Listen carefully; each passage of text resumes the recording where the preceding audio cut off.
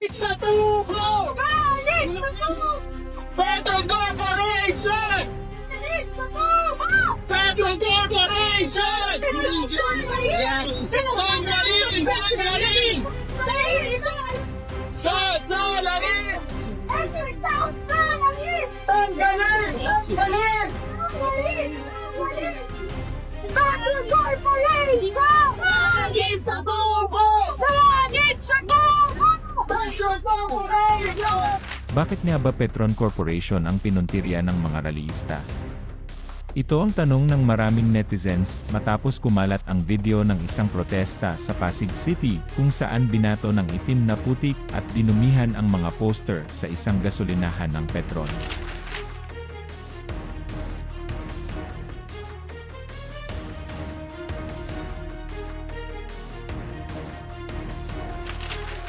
Para sa mga nag-organisa ng rally, hindi raw ito basta simpleng gas station lamang.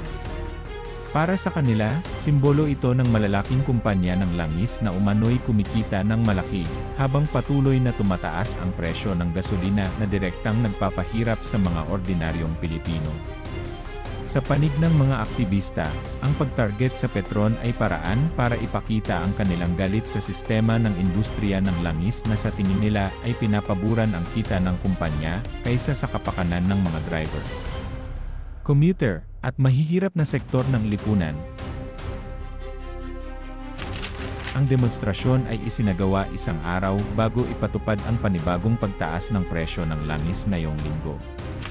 Pinangunahan ito ng grupong People Search kasama ang transport group na Piston.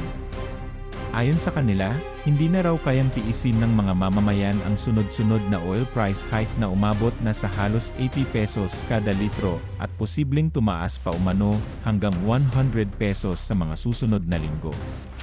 Para sa kanila, ginagamit daw ng mga oil company ang krisis sa pandaigdigang enerhiya bilang dahilan upang patuloy na magtaas ng presyo at kumita ng mas malaki. Sa gitna ng rally, binigyang diin din ng ilang tagapagsalita na hindi lang ito simpleng usapin ng presyo ng gasolina. Ayon kay Daniel Fabelo ng Agham Youth, nagsasama raw ang climate injustice at economic injustice sa sitwasyong ito. Ibig sabihin, ang mga mahihirap na sektor na halos walang ambag sa mga global conflict o krisis sa klima ang siyang pinakaapektado sa pagtaas ng presyo ng langis. Samantala, ang tensyon sa pagitan ng Iran at United States ang isa sa mga dahilan kung bakit lalong nagiging pabago-bago ang presyo ng enerhiya sa buong mundo.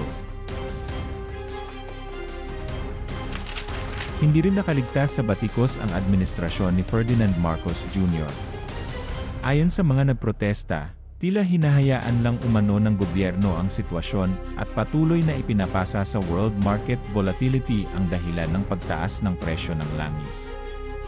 Nanawagan sila na tanggalin o bawasan ang excise tax at value-added tax sa fuel o kaya ay magpatupad ng price freeze upang maprotektahan ang mga driver, manggagawa, magsasaka, mangingisda, guro, at iba pang sektor na hirap na sa araw-araw na gastusin. Gayunpaman, hati ang opinyon ng publiko sa ginawang protesta.